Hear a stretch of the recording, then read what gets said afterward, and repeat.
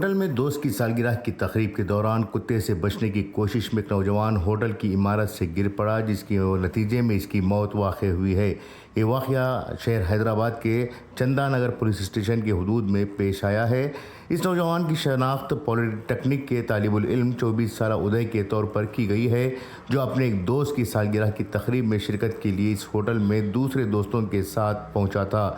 اس تقریب کے موقع پر وہ ہوٹل کی بالکنی میں پہنچا، جہاں اچانک ایک کتے نے اس کا پیچھا کیا، جس پر کتے سے بچنے کے دوران اس نے توازن کھو بیٹھا اور وہ اچانک ہوٹل کی تیسری منزل سے گر پڑا، جس کے نتیجے میں اس کی موت واقع ہوئی۔